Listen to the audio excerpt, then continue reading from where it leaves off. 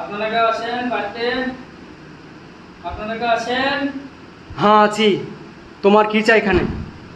আমি একটা ওই নিখোঁজ লোক সন্ধানে কাজে সন্ধানে বেরিয়েছি, যদি রাতক্ষণ থাকতে দেন তাহলে কেউ মানুষ হতো হতো আর কি।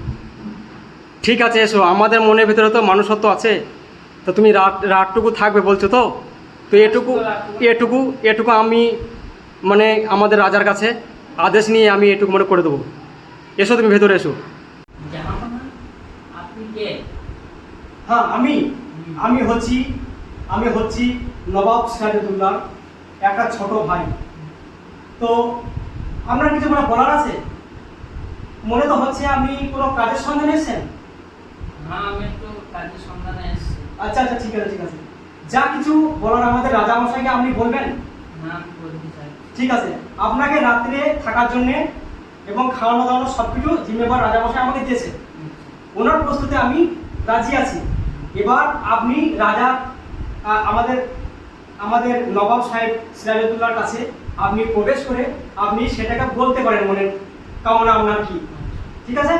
আচ্ছা ঠিক আছে, ওনাকে আমি ডাকছি, একটু ডেকে দিচ্ছি ওনাকে। ঠিক আছে? আমি সে অতিথি না, আমার ছোট ভাইকে আমি বলেছিলাম। হ্যাঁ, আমি সে অতিথি।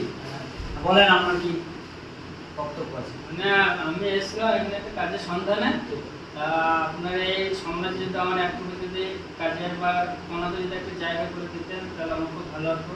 ঠিক আছে, কোনো ব্যাপার না। আর খাওয়া দাওয়ার কোনো প্রবলেম হয় না? না, খাওয়া দাওয়ার কোনো প্রবলেম হয় না। আমার ছোট ভাই আমাকে সম্মান দিয়েছে না? হ্যাঁ, ঠিক আছে।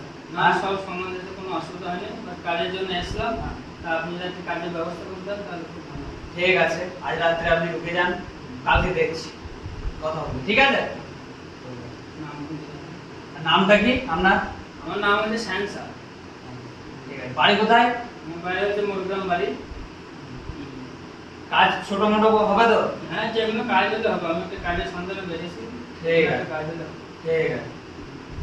বাস কেটে দাও।